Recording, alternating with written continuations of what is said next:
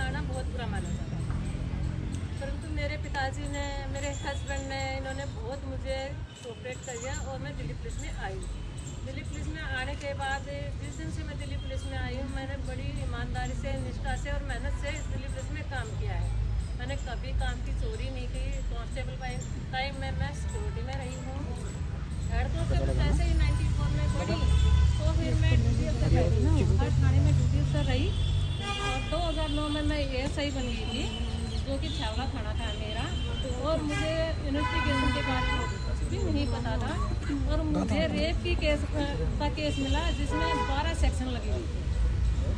तो हमारे SHO साहब कहने लगे, भाई मैडम आपके साइन होंगे, क्योंकि इसमें सब इंस्पेक्टर ही मतलब लेडी IO ही होनी चाहिए।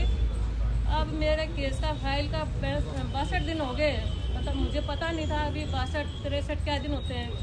तो सब इंस्पेक्टर ने मेरी टेबल पे ला के फाइल कर दी। उसमें एक मुलजिम रहती थी, मुलजिम उसमें 9। मैं घबरा गई, मैंने कहा मुझे तो ये पता भी नहीं है। एक रिटायर्ड थे सब इंस्पेक्टर, मैं उनके पास गई तो उन्होंने बताया, मैं 4 बजे तक ड्यूटी अफसर बैठती थी, फिर उसके पास जाती और फाइल लिखती। उसके दिन के बाद मैंने IO गिरी करी, मैंने ज़िंदगी में कभी मुड़ के नहीं देखी। फिर तो मैं अपना काम चलाऊ IO बन चुकी थी, और यहाँ भी हमारे SHO साहब ने मुझे बहुत कोऑपरेट किया।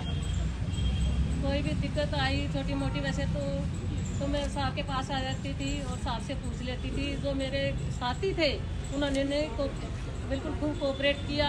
हमारी SI सीमा मैडम है, जब से आई हैं कंप्यूटर का काम मेरा वही करती थी। हम दोनों आपस में मिलजुल के काम कर लेते थे। जो हमारे रीडर साहब थे, हमारे चिट्ठा मुंशी साहब थे, पूरे स्टाफ ने बहुत अच्छे से कोऑपरेट किया। मुझे नहीं लगा आज मैं अपने परिवार में रह रही हूँ या पुलिस की नौकरी कर रही हूँ, बल्कि मेरा घर में मन नहीं लगता था।